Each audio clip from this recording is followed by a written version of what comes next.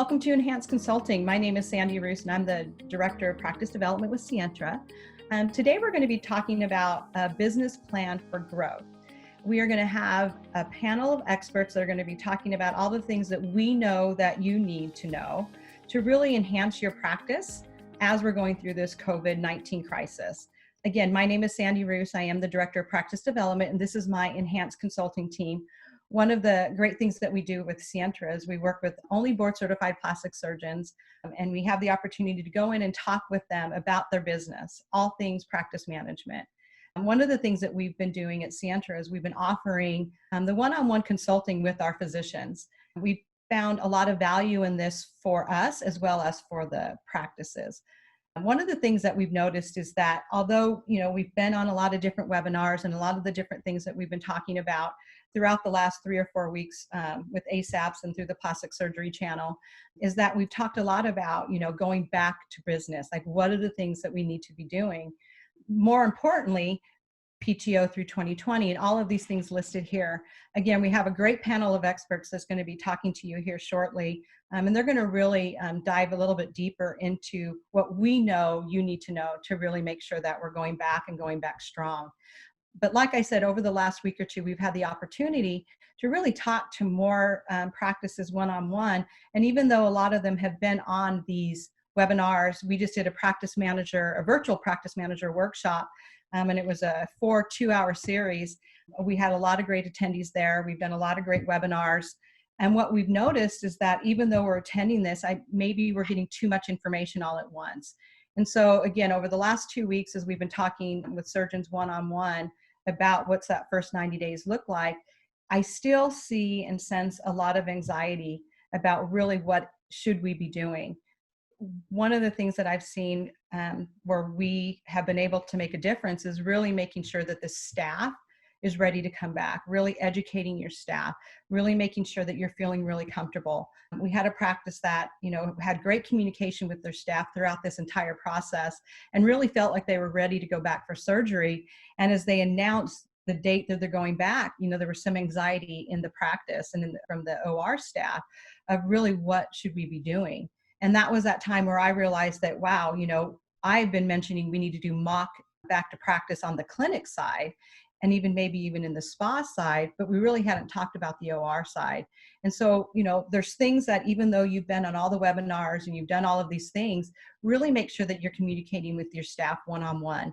I've had 2 one-on-ones with one of my practices that I consult with today, talking about, how are they feeling? I've just asking, how are you feeling about going back? Do you have any anxiety? And it's really interesting to see that even though the practices are really, in my opinion, doing a good job communicating with their staff as a whole, they really haven't been doing the one-on-ones. And so everything that you're going to hear today is going to be amazing. But if I can tell you one thing that you need to do is really have that one-on-one with each of your staff members, just a 15-minute Zoom meeting or whatever it needs to be, to really, take a temperature of where they are, how they're feeling, reassure them. And again, it was one of those learning experiences for me as well. And so again, I think of all the things that if I had to take a look at all of the things that you're seeing right here, the communication with your staff is one that I think is key to going back to practice. And then the last thing that Brad Calabrese and we had talked, I think a week or two ago, about really what's, right now we're talking about the next 60 or 90 days. But what about the 120 days and 150 days and 180 days? Nobody really knows what that's going to look like. And so I think it's even more important that right now you start having a better process internally to be tracking the conversion rates, tracking really what's happening with the phone calls. I was very upset at myself that, again, I've been talking with these surgeons for the last, 4 or 5 weeks. And it wasn't until last week that I thought, what, I probably should have been making a recommendation that you have a COVID coordinator in your practice. And, obviously it would have been great to have that person prior to going back.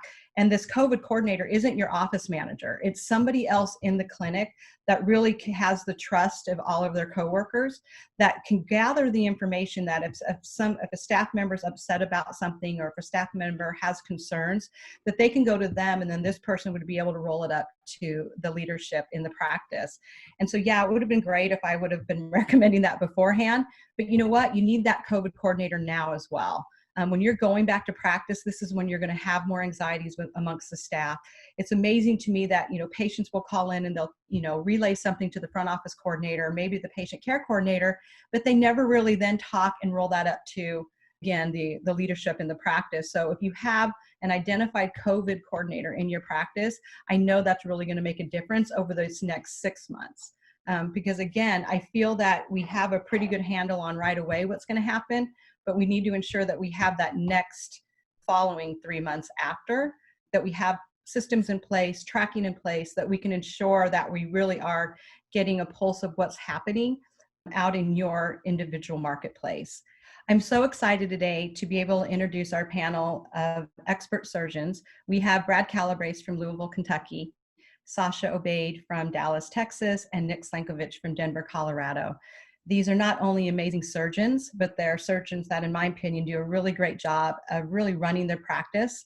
I've had the opportunity to talk with them at different times, and it's all of the things that they're going to be able to talk with you about right now is really going to be great information that you're going to be able to utilize to ensure that you too are optimizing your schedule moving forward for the next 3 months. So part of the series is we're talking about like the first 60 days back to practice. And I had mentioned on another one, I'm really working with practices on, how to do things differently. I'm saying the first 90 days, and, there's two different ones. One is scheduling. I've been recommending to practices, and I talked with Dr. Obaid, but he already does a lot of surgery days, so he doesn't need to do this. But really, how to do the surgeries that have already been canceled and not affect the schedule moving forward. And I talked with practices about, if you have your own OR, doing some surgeries in the evenings and maybe on a Saturday to make up for all the ones that were off the schedule, to not affect the schedule moving forward. Is that something, Dr. Calabrese, that you are doing, or do you just don't think you're going to need to do that based off of your comment earlier? Yeah, I think that, we have a queue of patients who need to be rescheduled, either for appointments, for procedures, and or surgery. Thus far, like as of today, the report, we had 896 names of people that we need to call back and get rescheduled. So it's a formidable group to get back on the schedule. We canceled all the surgeries up to a certain period of time, and so when we move forward, I think we're going to start from the cases that we left off and move forward. I'm not going to leave my schedule from 2 months ago as my primary schedule and then try to take those 2 months and flip them into the schedule beyond that point in time. I'm going to start anew with those that were the most recent or need to be done, because I have some people who are kind of need it rather soon, and I'm sort of edging on calling them urgent to do them. Really bad capsular contractures or something that are having a lot of pain that need to be done. And then I'm gonna do it beyond that, because we really didn't know when this was going to start back up. If it goes too long, you're going to be to a place where you didn't have any cases on your schedule, at some point in time. The next part is again, the virtual consultations, the online consultations. I do know that I'm hearing a lot more doctors saying this is something that they want to do more moving forward. Dr. Obaid, do you have, I know you already do virtual consultations. Is this going to impact, are you going to be doing anything different, better, based off of what we've learned from the last 6 weeks? I've been shocked personally at how smooth the online consultation is going. I'm surprised that I'm able to get as good an exam and as good a sense of what we want to do surgically for the patient as I am able to. I'm shocked that the patients are as comfortable as they are with it. Yeah. I think that it works really, really well. I think that we're going to have two choices moving forward. We're going to either adapt with the times, or we're going to get left behind, and we can decide which one it is that we want. I love Dr. Obaid. A month or two ago, he and I were just having a conversation, and we were talking before all this happened, just about, the mindset of the patient. And, he pointed out, I love those aha moments that, 2, 3 years ago, 5 years ago, who would have thought anybody would buy a pair of shoes without wanting to try them on first? And now how many people order shoes online, And so I really do think we have to have a different mindset to what patients are feeling, especially that younger demographic. And Dr. Slankovich, what are your thoughts on like how online consultations are working for you? I completely echo what was just said. I mean, that is, it's like adapt or die. But I also agree that the connection, I am really impressed at how good the connection with the patient is and how comfortable they are. It really is just very impressive to me. We're using Zoom. I think there's currently a kind of a federal HIPAA waiver on online communications. And I think everybody's using Zoom and everybody's doing FaceTime. So that distance between you and the patient, people are more comfortable with it, and it's more like in person. And right now, I did a whole day of virtual consults yesterday. And I started off by saying, well, if we were meeting in person, this is what we would see. So we could actually make a little better connection right now because we're not wearing a face mask and they're looking directly in the eye, and you can really read their body language. And I found it to be really a key part of where we're probably going to move to. We're reopening up for surgery next week on a limited basis. And as we have consults that are scheduled to come in, we're really going to move them primarily, or if not exclusively, to virtual. Yeah, and that's one thing I'm recommending. Go ahead, Dr. Calabrese. No, I was just saying that I think that what I'm thinking is that, we don't realize how uncomfortable it really is for patients to come into the office and see us and expose themselves and be in that environment and everything else. We kind of take it for granted because we're there every day, but it's not a great environment for them. And that first time to have to unrobe and be in that unusual place, the fact they can stay in the comfort of their own home. And, I always have a chaperone with me, to be part of that conversation. So it's not just me and the patient. They like being in their own environment, and then add to that the convenience and, of course, today the safety. I think it will become the new paradigm for the future, is that we're going to learn how to do a lot more things virtually for patients for their convenience, just like they're ordering from Amazon. They want to have that convenience. And that's, the case study that I think, sorry if I interrupt, Sandy, I like one point you made there, Brad. The chaperone makes a really big difference. Yeah. We have a nurse that gets on with the patient and talks with them sort of woman to woman first about their concerns, and then what is going to happen in the actual consultation. And then I jump on so that they are a little bit more comfortable. And when I jump on, the nurse stays on that FaceTime, Zoom, Skype call, what have you, so that, again, there is that protection of who I'm exposing myself to, what's going on, and this is a real professional thing. And it is, and that's, like I said, the case study that we did last year, we weren't anticipating the results on the online consultations being that it was more local people. I always love when you do a case study and what you're expecting to see isn't at all what the results are. Yeah. And that's what they're about. And so this was something that we were recommending anyway. So I'm glad to hear all of you say that. What I'm hearing from other doctors is obviously that younger generation, they see you on Instagram. And so this is how they're used to, conversing with you, and this is how they're getting to know you. But what about my generation, the 55 and up? I'm hearing that some of them. Stop talking about me right now, Sandy. Yeah. Mm-hmm. It's both of us, right? Yeah, we're both there. Yeah, but those are the ones I'm hearing that are still. Neither of you look anywhere close, but that's okay. But what are you hearing? I mean, have you even had time to look at that? Because that is something I'm interested in looking at, is that subset of patients. Are you able to? Are they embracing them or not? I haven't looked at it because I haven't seen who gets on and does or not, but I've done all age groups. Okay. But as I look at the people who were on my schedule for consults who have decided they just want to still do a live consult once we're back up and running, I have to go back and look and see who that group is and see if it's more likely. It'd be a very interesting study to do and look and see if there's something about their demographics that made it more predictable that they would be more. I would think that would be true though in general. I'm less comfortable with technology, right? I barely am on Instagram. You know, I'm not our generation isn't that great at it. And so the thought, if I wasn't in the game of doing this, the thought that I would have to be at home and try to figure out Zoom and the whole bit, maybe a little bit like, oh, forget it. I'm not going to do that. I'll do, you know, I can see how that would happen. But, you know, times are changing and they're going to continue to change. And at some point in time, we're going to all be doing everything, you know, Zooming and online, everything else is going to become second nature. And I think this has just speeded that process up much quicker. Yeah. Dr. Slankovich, we had talked earlier, and I want to give you the opportunity as well to give your thoughts on what are you doing, you know, for this, like for the staff. Dr. Obaid had talked about, and Dr. Calabrese, like doing a mock day before for the nurses before surgery. Is there anything you're doing clinical wise, staff wise, and then also on the non-clinical for staff?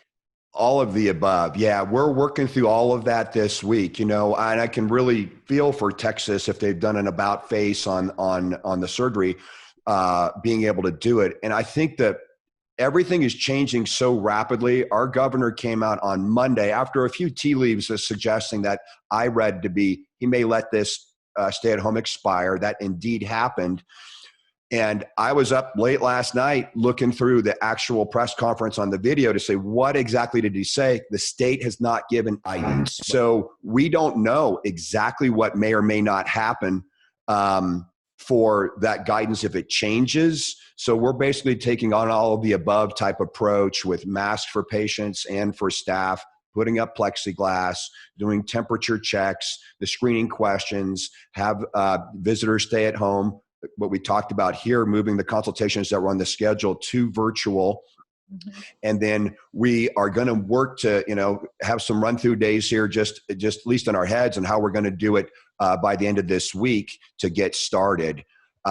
So I think it's really flexibility and adaptability. I don't know that I have the secret sauce as to what's necessary. One thing that I really struggled with was we watched this press conference from our governor, and then the written decrees were very different than the context of the press conference. Mm-hmm. And so if I could give advice to people in other states, be very careful to not only listen to what's said, but then come back and read what they actually write, because it was very different in Texas. You know, one thing I would say about it is for plastic surgeons, as they're thinking about going back into practice, it's very important to keep clients safe, all that we do from non-surgical to surgical, of course. But I think the missed piece of it is keeping your employees safe, right? And it's extremely important. The first thing I did in our meeting going over it was like, okay, let's first start with our employees. What are we going to need to do for them? We need to get them to train how to put on N95 mask and their mask and where they're sitting and how they control customers, all the things they need to be trained on. Are we going to test them? Everything else, extremely important that you set as first and foremost, getting your team back into place, making them feel safe, because they still have some worries. I have an employee that's pregnant. I mean, I have a lot of things where that's going to come into place. So I think focusing first on the environment at work, all the things you need to do to make sure they're safe and they're comfortable and they're heard. And then the next phase of it is, okay, now that we have our team, what are we doing for our patients, both before they come to the office, when they come to the office? How does that vary between doing non-surgical and surgical? If you do it that way and start breaking it into pieces and really go through it, it can be very, very helpful to really have a more comprehensive plan. And then we're putting a PowerPoint together that we're sending out to our employees to walk them through it so they can start working now and go through that and start to learn where we're at with this, and knowing that it may evolve as we get more guidance from our governments and or the CDC. And I think right now, most of us, we need to just focus on what the CDC says, because almost all the other directives from ASPS or everything else always lead back to based upon CDC guidelines. And so, and it doesn't give us all the answers, of course, but I think that's one that we could. I can reinforce exactly what you're saying. I think, and even Brad doing all of that, one of the challenges is they're still going to be nervous. Sure. I think people have been so sensitized to all they're watching and seeing is this is going to be the end of the world, that ripping the Band-Aid off and getting back probably doesn't matter whether it starts this Monday, next Monday, or a Monday in July. It's the same Band-Aid that needs to come off, but it doesn't change the fact that everybody is still really worried about it. We just have the benefit of having, controlled environments and a medical background and having healthy patients. So but I couldn't agree more, because I'm working through exactly that and trying to reassure staff. I think you do everything right. They're still scared. Yeah, exactly. So as long as they know the focus is on them and that you are thinking about that and it's the first thing you think about, I think sends the right message to your team. They need to know that first and foremost, we're not doing anything until they're safe. And then beyond that, we're going to start trying to figure out how to take care of patients virtually and in person in the safest manner possible, and get them engaged to be part of that process too, for how you set up the chairs and how you do what you do, all that stuff. They can be part of it so that they're part of the solution too. I love that. And we'll be talking more on that at the beginning of the webinar. We'll have stuff for some of the recommendations that you just mentioned, as well as some of the things that I'm really making sure that physicians are keeping an eye on. Like, I love how you said that, Brad, of Dr. Calabrese being part of the solution. Mm-hmm. And your staff's going to come back, and the first 60 days are going to be tough on everybody. And I'm like, let's remember them in 4 months and maybe do something. I'm always an advocate for the physician, but I always feel like I could be an advocate for the staff as well. And in 4 months from now, what can we do to really let the staff know that we appreciate them? And it doesn't have to be monetarily. It's just, is there something else we can do? And I just think that we have to try to look beyond that, because the first 60 days are going to be tough. But, and Dr. Calabrese, you perfect segue into earlier about the non-surgical side. I was talking with a physician down in Houston, and I think he said it was going to be probably more into mid-May, but I don't know if that was his county or is that a state. And so what are we doing for non-surgical? Yeah, well, in Texas, the directive was to that the last government order, the governor's order was going to lead up to May 9th or somewhere. Sajbhai knows better than that. So the idea was being that unless there's another order, things could start back after that, which would be office-based surgeries, we think, for Texas, and then all the other injectables and everything else. And that's all predicated on the fact whether the governor says anything else about that. Or sets another directive, another order. We're dealing with that in each of our states, not knowing what the governors are thinking right now as it relates to that and when spas. In your mind, you would think, oh, it would be much easier. Aren't we going to start with non-injectable, with injectables and non-surgical first, and then lead to surgery as being something greater? But I don't think it's that way. I think that the non-surgicals fall in sort of the spa category for them, and so they'll be coming online at the same time or after elective surgeries occur, right? And I think that one thing I would just say about that, because you asked about spas, I explained this to my team this morning, as it relates to maybe testing and what you need to do when you go to surgery, and trying to figure out whether somebody has been exposed to COVID-19 or maybe currently has that. If you don't recognize it and don't find it, they could be hurt by having surgery, right? So there's that issue. So we want to keep our employees safe, but we also want to do everything to keep our patients safe through that process.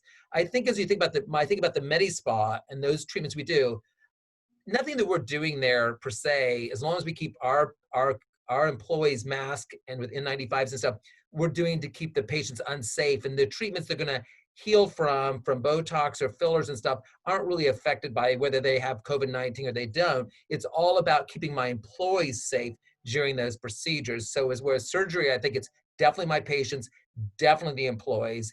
When it comes to non-surgical services, I'm less worried about the patients being affected negatively by this treatment. It's more about doing it to keep my employees safe. Dr. Slankovich, do you have anything to add on the non-surgical side? Well, I agree with you about the keeping the employees safe being a big concern on that. For the non-surgical, we're in a conflicting order right now because the health department said they are holding this until May 1st. But in the governor's presentation, he said something different. He said salons, massage, all that comes back this next week, a week earlier. So there's typical, right? And I think every every municipality is going through this same thing.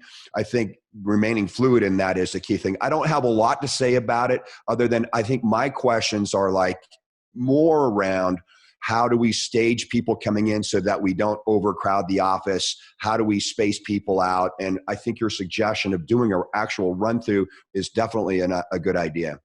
Yes. Dr. Obey, do you have, I know you have 3 locations and each one has a non-surgical component, a spa component to it. Are they working on anything now, like any types of, coming back specials, or are you just going to do business as usual? Do you have a plan, or do you know what they're doing? Right now, we are focusing on a lot of training.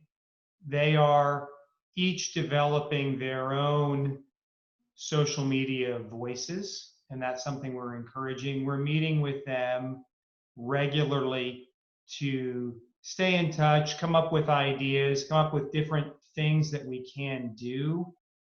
I think you have to be careful with discounts in the spa. I know Brad and I have talked about this personally previously, but there's not a huge margin, at least for me, in the spa. Maybe there is for some of the other people that are on this call. And so I think you have to be careful of discounting it to the point where, yeah, you're generating revenue, but you're not actually making any money with it when you come back. Correct.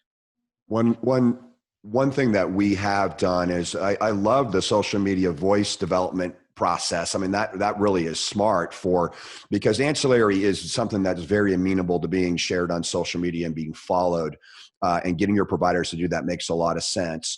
What we have done is we wanted to try and work to make sure we had a full schedule when we come back. And so we did give an internal incentive to say, if you pre-book and prepay for those first 2 weeks after we reopen, even if those first 2 weeks shift, we will give you a small discount for that. And so we did do that as a promotion, but I share your concerns about promotions and discounting in general. It's a double-edged sword for sure. And it's something that we work to try and avoid unless it's sort of a monthly special on one thing. But in general, I share that same fear about discounting. As you brand a product and you brand a product, so my brand, or so, there's lots of things that you can brand on, and you can be the cheapest, Walmart's the cheapest or whatever, I think now, and you start discounting, and that's what your brand becomes. Okay, I'm desperate, I'm gonna get you back.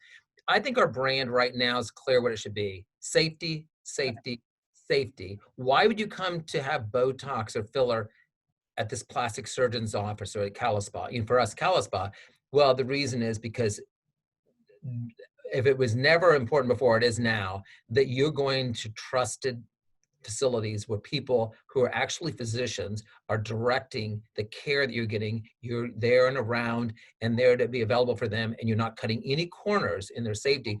That message and whatever money you're putting into that is by far more important. So they get that message there of how safe you are in taking care of them. It's not about the bottom line. I don't want to incentivize them into something they're not ready for and don't want to do either. I want them to know what I'm about is about getting them in for treatments when they want them, and that we're going to do everything possible to keep them the safest in our environment. And here's all the things that we're doing for that. I love that, because that's how I don't like working with the low cost leaders. I'm always about offering the best experience and the best outcomes. And I know patients pay more for that. So can I ask a question of the other gentleman, and maybe you, Sandy? What is your guys' interpretation of what we're doing in the spa? Does it fall under what you were referring to, Nick, as salons and spas? Do we use that as our open date? Does it fall under medical procedures, which then it's going to fall in kind of in line for a lot of us with our surgery opening dates? Oh, does it fall under medical care, which then it actually is in theory open today in most places? And then there's also the shelter in place order. So there's sort of 4 different ways that we can read and interpret what it is that we do in the spa. And I don't actually know or feel comfortable picking any one of those four as my guidance. Well, I don't know that I have any answer to that, but I know in Colorado, we have the Department of Public Health that is issuing orders under the executive. So we have the governor issuing orders and the Colorado Department of Public Health. The Department of Public Health issued that May 1st date for providers of ancillary services. Said you're licensed in the state of Colorado as an esthetician, or at least registered as an esthetician, and because of your profession, you are restricted until May 1st. And then that was maybe a month ago. I don't know the exact date.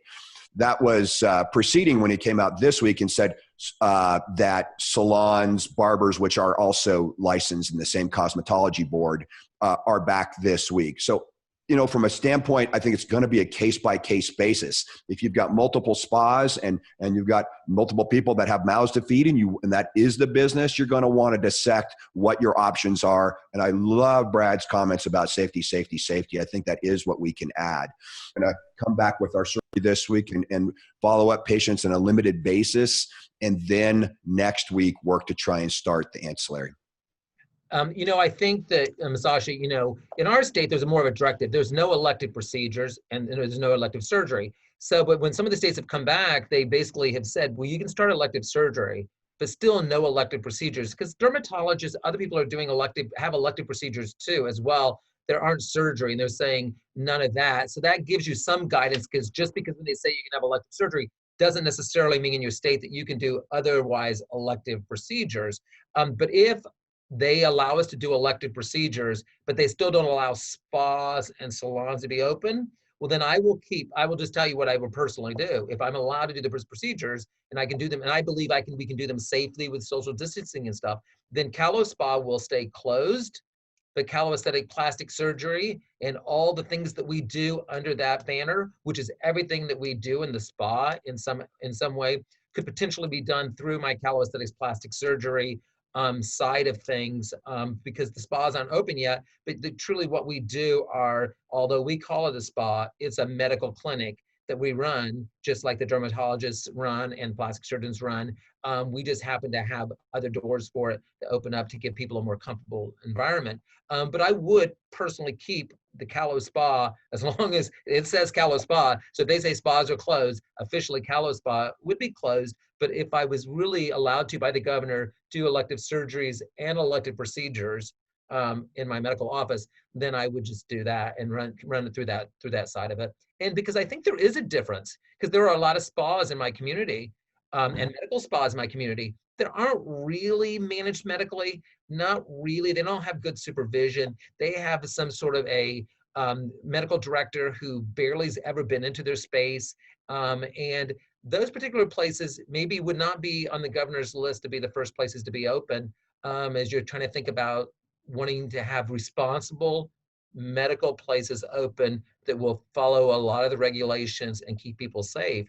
If you're going to have to start slowly bringing it on board, I think there is a difference between just a routine spa and a medical office that has a portion of their practice that they call a spa. These are critical questions. And one of the things I just feel in the back of my head is that there are going to be lawsuits after lawsuits after lawsuits for actions that were taken here. And so I think,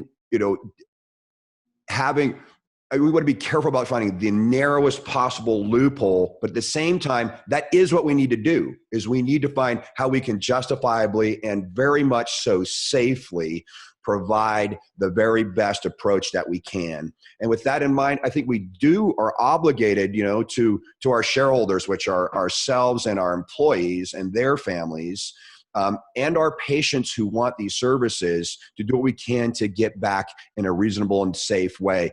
But if I'm trying to, split the baby and trying to decide, I'll probably err on the side of caution. Other than that, I'm looking to find the way that we can legitimately and safely get back. I said to my team today, I said, listen, we're going to have to accept some level of risk along the way. There's no way around it, because we could just keep everybody in the house for another year and a half, get vaccinated, then we all come back out and play, and probably that would be the safest, right? but that's not realistic and it's not going to happen.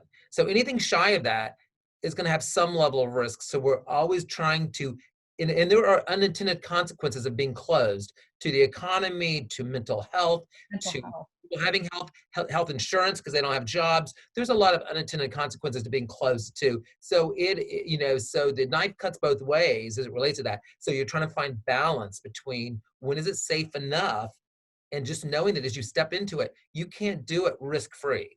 There Yeah. is some level of risk associated with that. So I think it's extremely important for all plastic surgeons to make sure that they have added to and within their consents something that is related directly to COVID-19, so that it can help them, because otherwise they could be accused, like you said, lawsuits, accused that the patient came in, was perfectly fine, and a week later had a COVID-19 infection and they got it from your facility, when we know there's a latency period and people are, have the disease and don't even know it for a long time. The last thing I want to kind of segue into based off of that is, how are we going to be communicating to our patients through this? And I know Dr. Obeid, you mentioned earlier, like for the non-surgical, really getting everybody, like getting their own following and really working on social media, which I know because I do follow some of his people on social media because I use one of them. So, and I've seen their followers increase as they've been doing this. But what type of messaging are you going to be using to your patients through which social channels, letting them know, like everything, Dr. Calabrese, you just talked about in the safety and that your biggest concern? Do you have a plan for that yet, Dr. Obeid? Well, the biggest thing that I've started emphasizing with my team and their social media is, let's move away from sales. Let's move away from promoting ourselves and our products. And let's be interesting. Let's be conversational. Let's just be their resource for things. One of the things that a few of my estheticians and injectors are putting together are things like DIY scrubs and masks, things that get people interested, get them following us, that are not designed to sell them a product, so that we can build that relationship with them, so that when they are ready to come back and have an injection, a professional facial or peel, that we are then the people that they come to. Tomorrow we're doing doing an Instagram live for an hour where Dr. Mays is going to ask me questions. We're going to kind of go over things. People can submit questions or they can ask it live with us. So a way to sort of be human with people and be there for them for the questions they have. We did a TV show yesterday called Wave 3 Listens. We're talking a little bit. They had an expert on about COVID-19 and about where we are in our community and how's Louisville doing, how's Kentucky doing, when do we think we'll be back to work? And then we followed with us and sort of like dealing with that piece of the sort of elective procedures. And it's funny, what was interesting from that, which was they had this sort of listing of what do you miss most about being in isolation. And the host told us this during the interview. He said, well, it's funny, they had a listing and it was like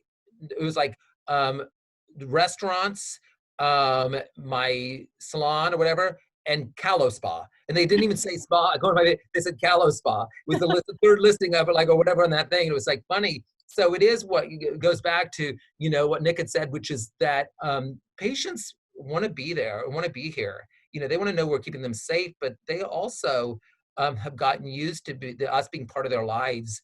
And so I don't take that for granted at all. I do believe we bring great value to our patients. I don't see what I do as vanity stuff. I think it's part of who people are and what they are and they're used to. It's part of their pattern of what they do.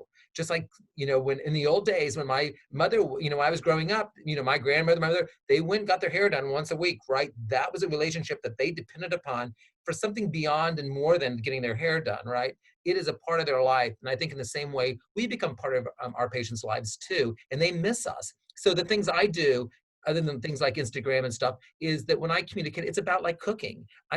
This is a great opportunity for plastic surgeons and their team to be more human. Whatever my patients are dealing with at home, personally, I am too. I have parents that are in their 70s and sitting at home worried about them, the highest risk.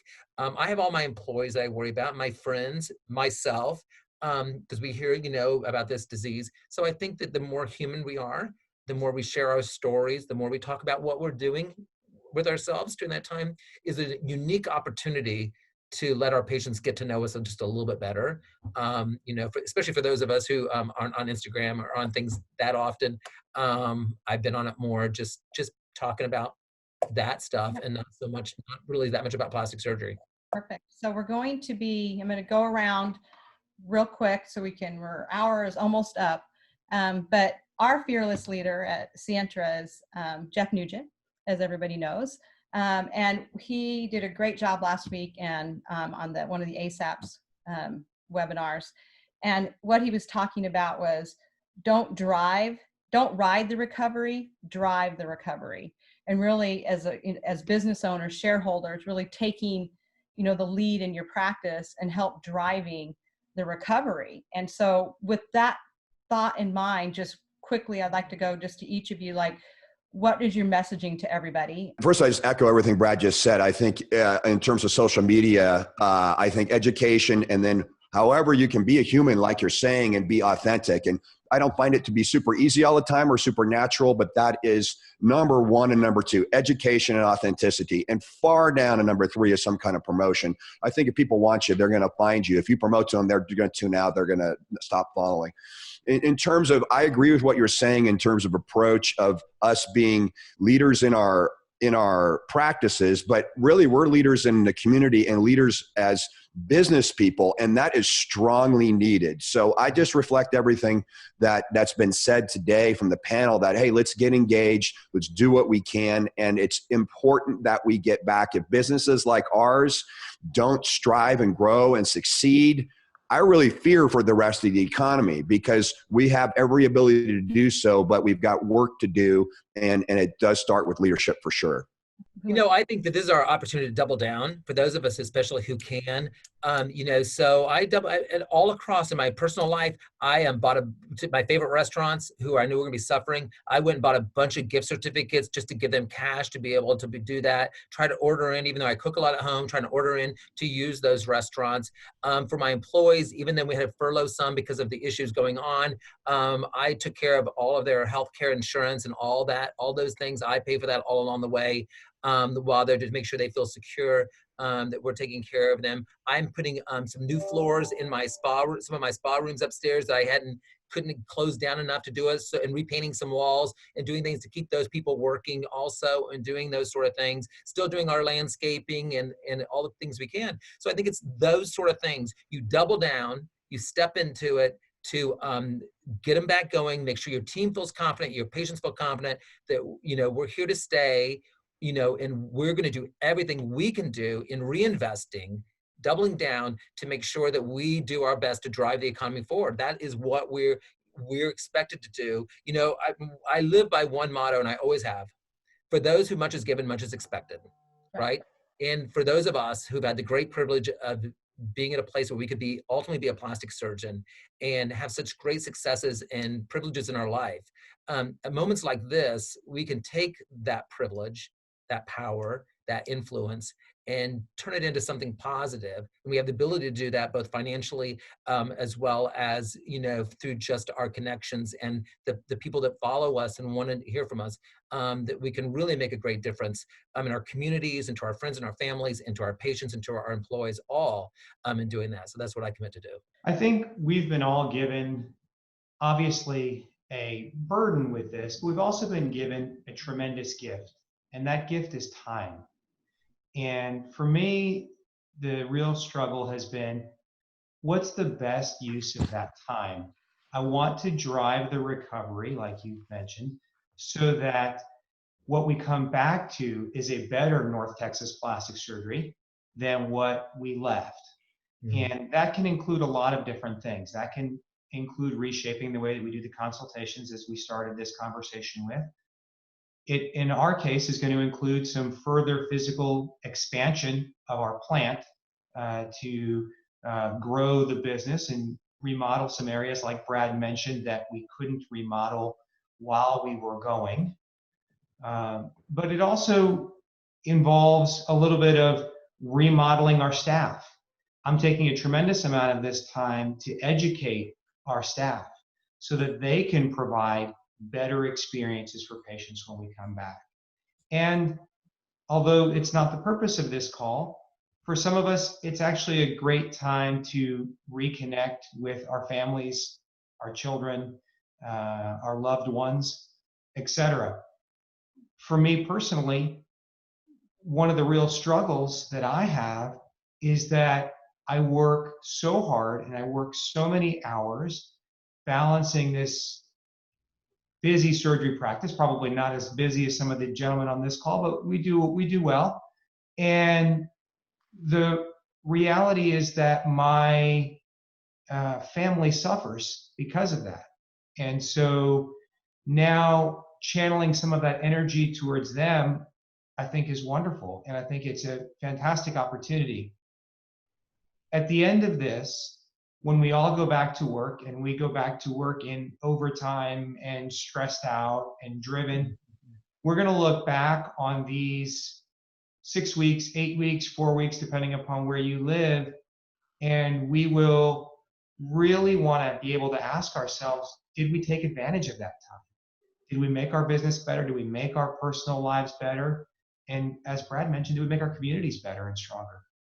I 100% agree.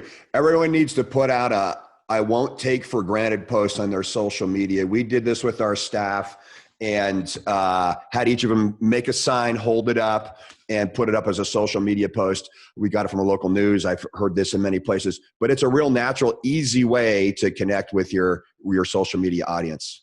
I just want to thank everybody for joining us today on this panel. It's such an honor to be amongst such amazing surgeons, and I know everybody that's watching this, now is going to be just as grateful for you as I am. So thank you very much for taking time out of your day. Yeah, thanks, Sandy. It was really great. I learned a lot too. So. Thank you. Yeah, I learned a tremendous amount. Thank you very much. Appreciate it. Thank you. Thank you guys all very much. And I'm grateful to all of you guys because I think I learned more than I contributed. So thank you guys. I love the humbleness of everybody. But thank you. Have a great day, everybody. Let's be safe.